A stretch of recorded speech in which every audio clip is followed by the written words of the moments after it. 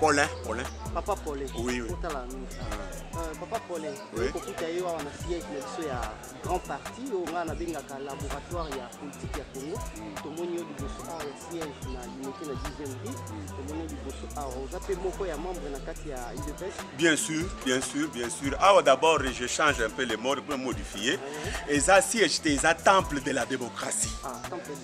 Temple de la démocratie, na Congo, pour Etienne Tshisekedi, de fait président Etienne Tshisekedi.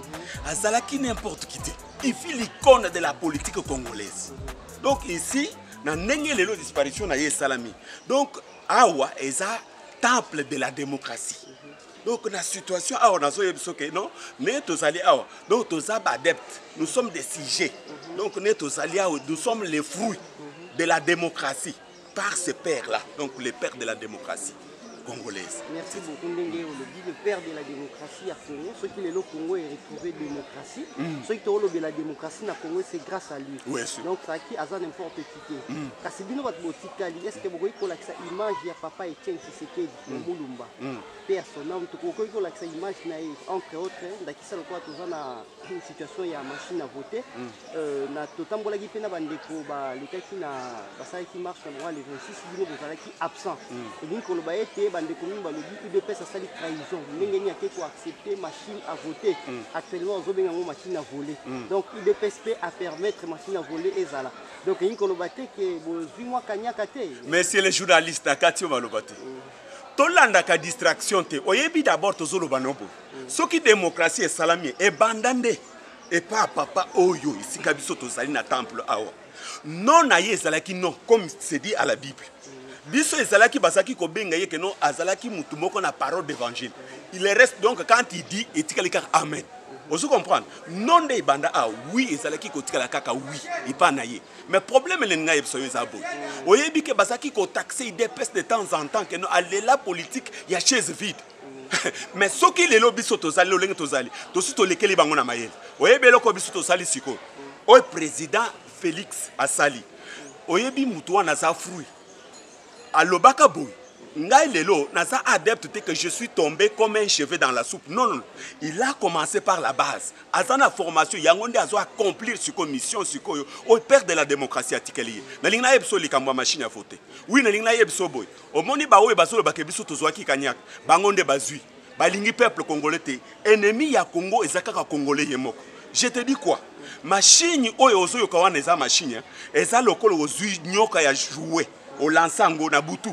Bofandi bino nyoso bofandi nyoko a jouer au monique yepa atambola ka rampaka mais na pile na ye mais akoswate oza lokolo ozana revolver Kalchenikov oya jouer au laki yango ozolo ba mutu ke lelo nazoboma yo mais mutu lelo a décidé à lobi ke bomangai mais par après oyo ko se rendre compte que eza machine donc eza ningeza eza jouer et loko ezate yango neto yebisi bango bazo revendiquer kolobaka ono machine wana biso to kenango na élection te mais ils sont les premiers puisque na kati na bango wana ezan bazana belema na bango bazana bato na bango bazana seni wana bango nde bazo sala campagne ya machine wana po ekende mais pourquoi lelo soki bazo lobaka no to kenana élection sans machine te bakoko longola bato na bango te.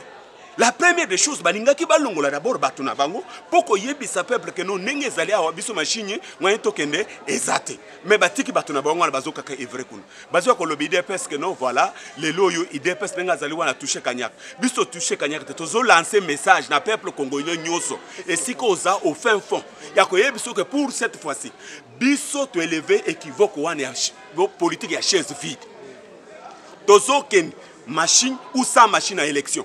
Puisque dans le 23 décembre 2018, Yangonde, la voie est l'unique simple, il y a que faire partir Kabila. Cible n'abisso d'abord les élections, il y a Kabila pour Akene.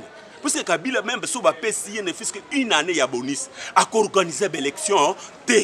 Tout comme on a bangoan, bala qui s'abisso. Les lobalo, vous voyez que situation au baloba qui il y a 11 conteneurs.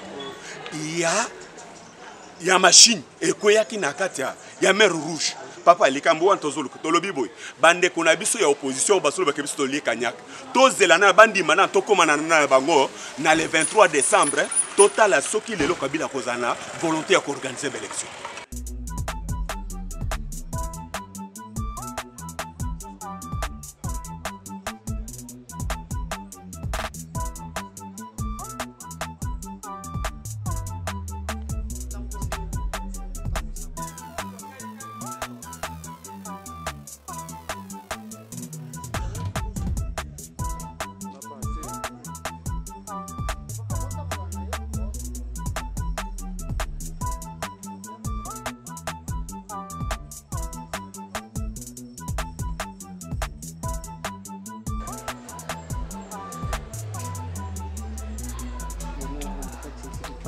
Kiam.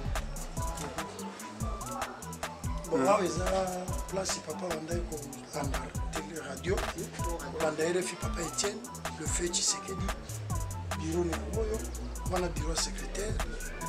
Zagi chaque poko vers 16h, Abimi, aïe Wandaï, RFI n'est pas dans la namique à RFI. Ati RFI n'a pas la tout ça les liés, moi, ni hommage d'ailleurs, le coup la Koufaki. Paix à son âme, moi c'est mon papa, que j'aime beaucoup. Lingaiti Nkonakota Mbenge. Et là, à Salingana Zala, Naïbana, c'est lui, Maître Bandi.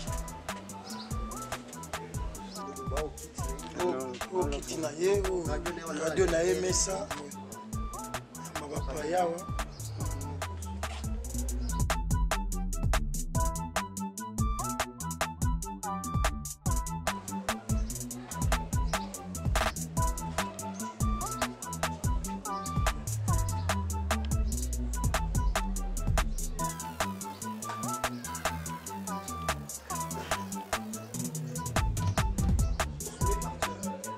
Sinon, je vais déjà.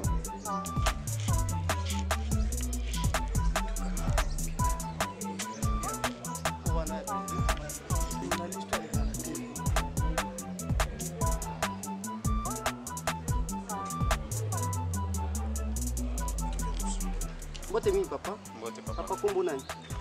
Kombo na Shai. Papa Shai, tomoni yo na siège. Topé na temple ya démocratie. Awa na parti na UDPS, c'est la partie ya monene yebani. Yo poza membre toza molekite là. D'ailleurs, eza parti maire. Parti maire oyo eboti ba parti nyonso na Kinshasa. Eza UDPS. Naza membre ya UDPS. Oza membre ya UDPS papa.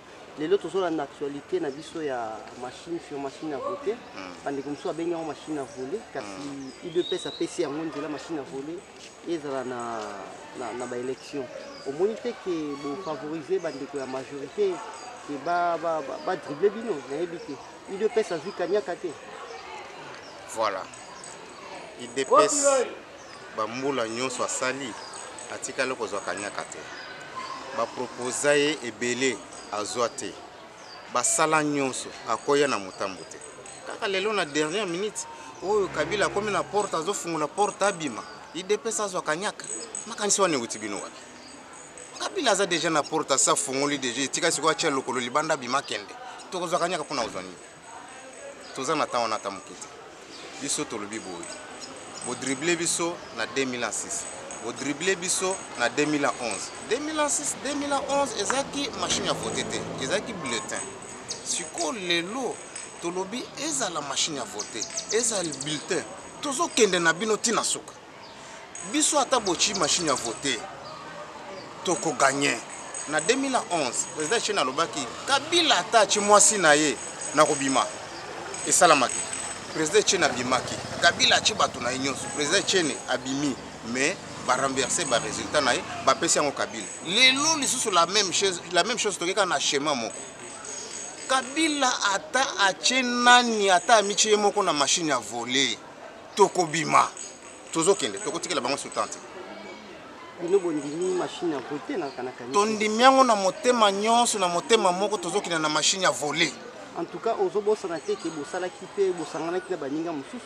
Ya ba opposant mususu ba ndakisa lokola le 26 mars ezalaki bino bozalaki te. Or bozaki elongo mobundaki po ete machine à voter elongo.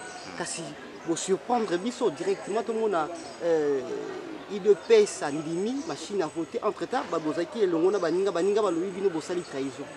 Merci. Mama aboti mwana. Mutu azalaka na mayele koleka eza mwana to mama. Pesa nga réponse. Voilà. Mama aboti mwana. Aibini mwana ndenga zokola. Abokole alakisi etala mokili ezaka bo batambola bo baliaka bo balata bo. Est-ce que mwana wana ko corriger so mama? Biso nde toyebi je ezaki na kati. Bango nde balingaki ba mema biso na erreur. Pour ba glisser ndeko Kabila wana a continuer ko konza ko bebisa mboka biso to déjouer tolbi quel que soit ba condition boko pesa tozo kende mais toza sûr ba condition na biso to pesi isa réussite totale. Est-ce que vous assure que ce qui le 23 décembre réellement élection salami si quoi avec machine à voter on va benga lelo machine à voler on est sûr que UDPS a rolé une élection. Papa ngana zolo le 23 comme eko kata lelo po bino moko boyo kasam. Tango to lobi toza mama ya ba opposition. To yebi pourquoi? Mama o aboti makamunyo to linga comme lelo. Ils ont confirmé que l'élection est ça le 23 décembre. Élection to yebité. To yebité mais biso souci na biso élection e ya ta lelo ba chango ta lelo le 23 bongo malelo po boyo kasiko mama o aboti bana raison na ye.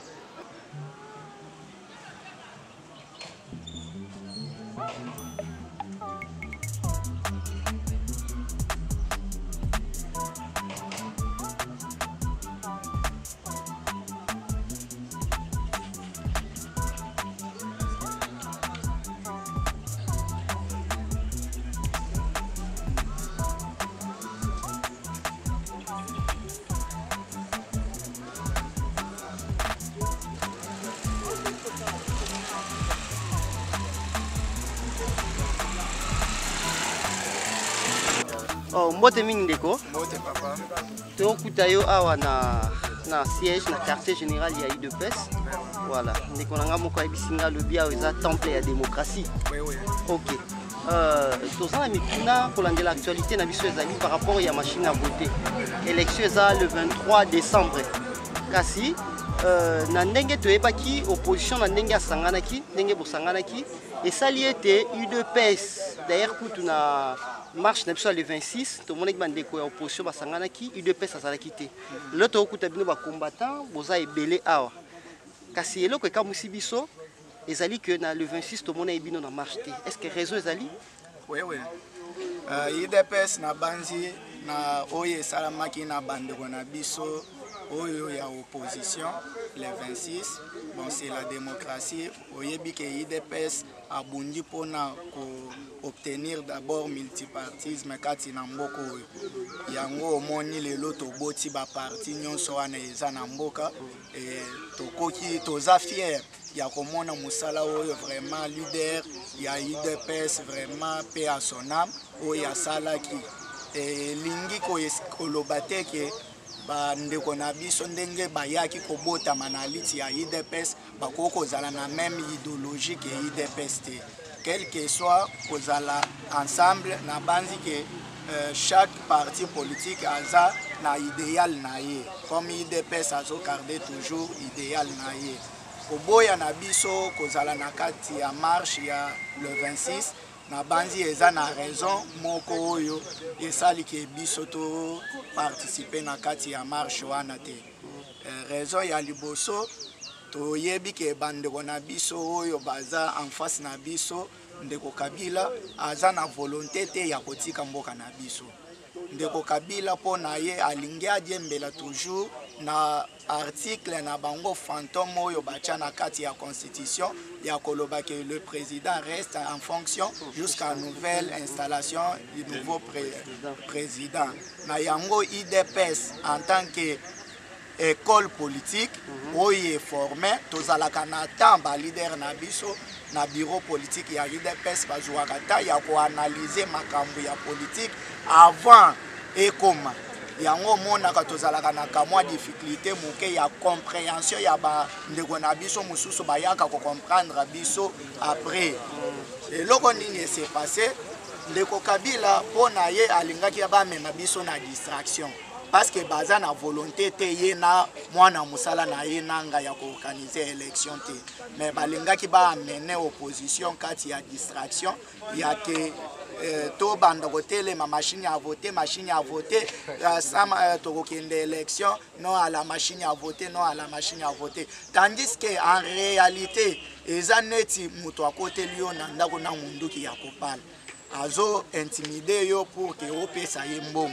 mais otelemi o se concentrer en tant que mwana mobile otali bien omoni que munduki wana ya munduki o ya simbi soi-disant eza jouer na banzi en tant que un homme ko se concentrer pour bimisa ye na mpwasa ke munduki wana eza jouer na moment o se concentrer akokima ndeko bolimbisi ndeko kombata to kata maluba mukie pamba te tozoyeba ete bato mingi balobaka ete UDPS to pe opposition azalaka à la base ya kosalaka ba désordre ya koorganiser ba désordre na mboka ozomona te ke bozotindika mopepe moko ya désordre na lobi bongo pona ni pamba te UDPS alobaki ete ye pa boyaki aboyaki machine à voter.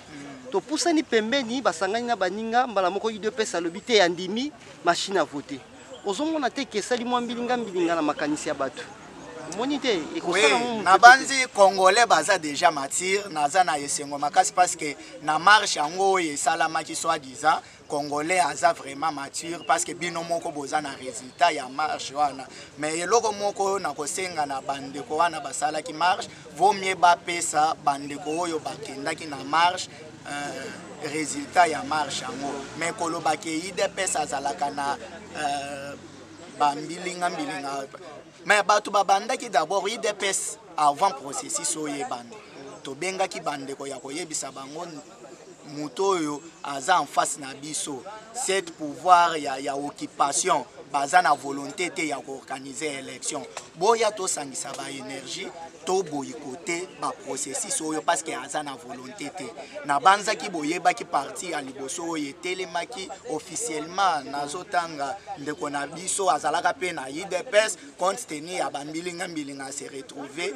na MLC F Bazaiba ale kaka na ba media ya kolobake ndeko Félix azoyebisa biso ke makambo ya ba transition sans Kabila aya kolekisa biso thématique nino oyo tokokende na transition biso MLC to sala ka politique ya chaise vide te avec machine ou sans machine tokokende processus wana électoral elingaki koloba nini problème ezawa c'est clair il y a ker moko ya système nous UDPS tobundisaka individu te mais tobundisaka système soki otali bandeko nyonso wana baza même système ke ndeko Kabila mais tellement UDPS aza motema munene UDPS a fongoli ba porte pour que to sangana to sauver nation to banzaki ete bandeko na biso conscience quand même ezonga mais tozomona ke eza encore musala makasi il faut to sala pour que bazongisa conscience moko patriotique pour to sauver nation parce que na moment babandaka ko boya makambwana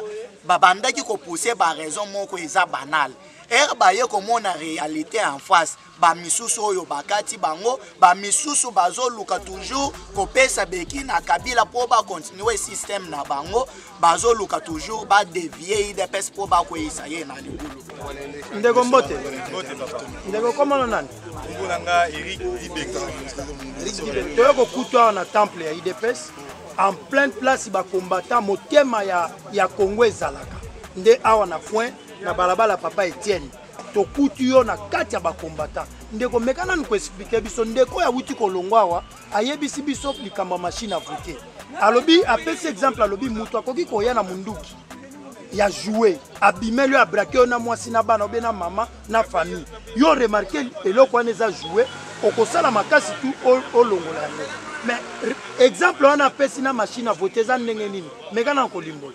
Merci beaucoup de répondre à la question. Ah oui, moi on a quartier général.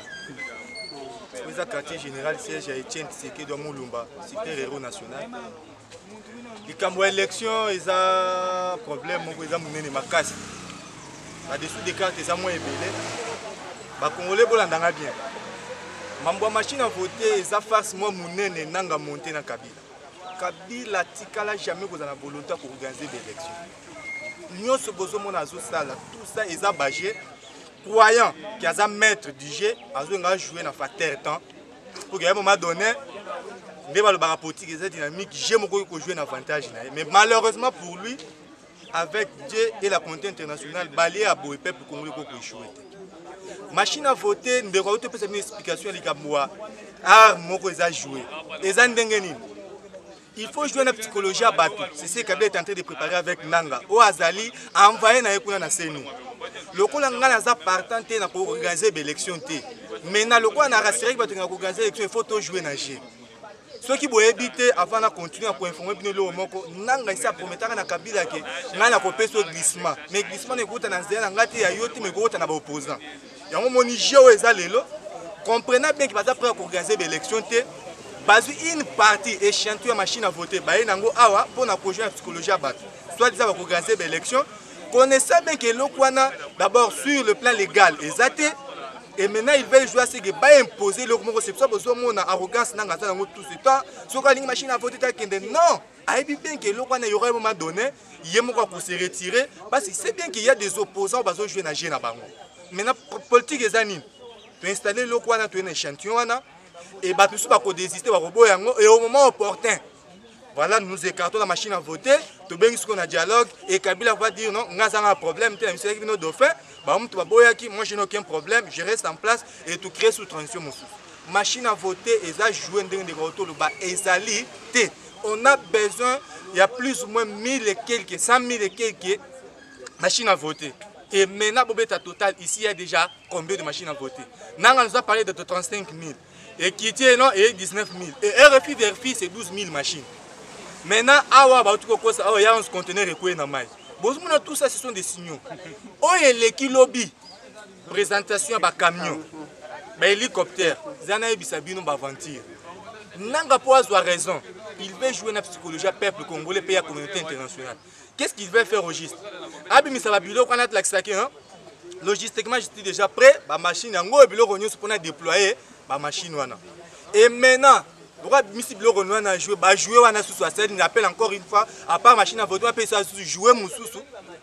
Il y aurait donné, aura tout ce qu'il a. Donc, on a alibi, il y a commencé à dire non, non, on a présenté la logistique, on a présenté la machine à voter, c'est pour ça qu'il venait on négocie. Nous disons à Nanga, on est au courant de tout ce qu'il est en train de monter comme manigance. IDPS, donc on a partout et Kumbara toujours peuple congolais, et si tu Timbelaki Moussika. C'est pour cela que nous avons lancé un message, on a profité pour permettre, garde les journalistes, Oyo, vous avez payé, vous avez payé IDPS. IDPS c'est une grande partie politique. Nous n'avons jamais trahi le peuple congolais. Depuis Tobanda, Toloba, Malam, tout souffrir dans le peuple congolais, qui est tout que vous avez gouverné, il y a ma fille. Donc, Tozana, tu as lancé déjà un message, tout le monde a déjà géré un nanga. Oh, il y a une complicité avec les opposants. Tu vas dire non, Malam, on a en attendant, mais ce qui est important, c'est la fin. Et le peuple congolais va comprendre que non, effectivement, la machine à voter, ils ont été Nanga, un message. Le 23 décembre, c'est une date limite. Tu nous organises les élections avec ou sans la machine à voter, l'IDPS ira aux élections. Ok, ndeko nga na CP de Makasi parce que ndenge tosoli na bandeko par rapport ya ndenge bayebisaki nga UDPS ezali ton awa ezali temple ya démocratie. Alors papa Etienne Tshisekedi wa Mulumba paix à son âme, il y a solo vraiment atiki ba élève na ye o bazaki bien formé. Alors na sentir pendant esprit ya opposition. Et puis vous comprendre makam très bien et puis système vous facilement vous comprendre le système vous comprendre makam très bien. Donc pour na CP là qui bande ko ba mona sorte ya mayele o UDPS aza na yango. Mais okoyi ko ça la peine un message parce que baza pe bande ko na biso. Oh ya ba opposant mususu basa qui marche le 26 balobaki que UDPS a trahir peuple. Entre temps vous ça analyse kitoko boye. Okoza na message et koza la peine ko la conseil pour na bango. D'accord, merci de répondre à la question. Le lot, tout ça, mardi, je crois. Lobby lundi, Balandaki, président Félix a lancé un message à partir de Bruxelles. Alors, il faut voir que le président se prenait pour une unité opposition. Mais malheureusement, et ça c'est un regret, on peut combattre un DPS tout ça. Le président se une unité, mais il y a des opposants basés sur sa unité. Et on a facilement compris que vous avez joué au boya qui est en opposition. De jouer opposition, quand on a joué à Kabila en opposition pour que vous montez Bakuna Bino. Vous faites tout ça parce que votre cas va régler un tôt ou tard dans le dialogue, va ramener Biton, vous avez un poste ministériel et vous avez Kabila encore avec une autre transition. Mais malheureusement, le peuple congolais a concédé. Malheureusement, ce qu'on a vu, parce que tant qu'on a soutenu à trahir, on a commis le Cambouanzambe na ba na. Bon, moi, on a gêné ce besoin monter. Ils ont la Kabila, ils ont bien opposant le Kouta, ils ont démantelé en avance. Et on a lancé un message et pas na bino. Marche Bossalaki, nous on n'est pas contre. L'IDPS n'est pas contre la marche na bino. Malheureusement, ces jours-là, les gens qui sont contre la machine à voter, qui contre Fatih. Tout ce qui est mingi, tout regretter ce qui est par rapport, vous voyez bien le Burkina au Salat. l'IDPS a lobby à la position de manquant. Avec ou sa machine à voter, l'IDPS a une élection. Ce qui est bien, que vous êtes en mesure, il y a aider Nanga a écarté machine à voter avant le 23, tu as le bulletin de vote et que le 23 élection c'est malade, l'UDPS n'est pas contre. Ceux qui ne machines à plus quoi aboutir que nos machines à voter longue, bulletin de vote, mais l'UDPS son problème est que le 23 décembre l'élection est salée. Mais on n'est pas contre vous, alors pourquoi vous vous acharnez sur l'UDPS quand on a refait, c'est que nous comprenons réellement que non, l'UDPS a démonté, a joué. J'ai Nabino, il y a beaucoup mis contre l'UDPS. Parce que moi je me pose des questions. Après, même ce que vous savez, marche, et foutini. Nanga musée bino ba machine tout ça. Donc botika ba fax ba aventure bozo sala, ba congolais ba kufi mingi, IDPS a changé G. Ya mbala oto lo ba ki boy. Otie totie. To kokene na Kabila et tous les opposants m'a fait tina suka. Na lancé message pas na bino. Bozo nga na raison et boyebi pe vérité que IDPS dans les bons. Botika projet la population. Population tant on redécouvrir ba G bozo sala ba tous parce que ba déjà redécouvrir une partie va nous découvrir. Ba kwayi bien sous ma casse. Vous voyez que Pembe n'a été Tshisekedi de Moulumba super-héros national à blanchir Bino. Parce que le peuple congolais qui a tient assez parce qu'il a compris que Tshisekedi a approché qui Bino. Il y a un peuple congolais qui a Bino facile. Et ne profitez pas de cette occasion pour embrayer carte. Nous allons gagner les élections le 23 décembre avec notre candidat Félix Tshisekedi de Moulumba que les Batbaling, Bamat, Baki, Kabila Alinga, Alingate le 23 décembre il y aura élection et c'est Félix Tshilombo Tshisekedi qui va gagner les élections. Vous avez raison. Si réellement vous battez pour le peuple, il est grand temps. Vous avez raison. Donc il y a Kabila Tina Soura. Ceux qui a solo, vous avez pour le peuple. Merci.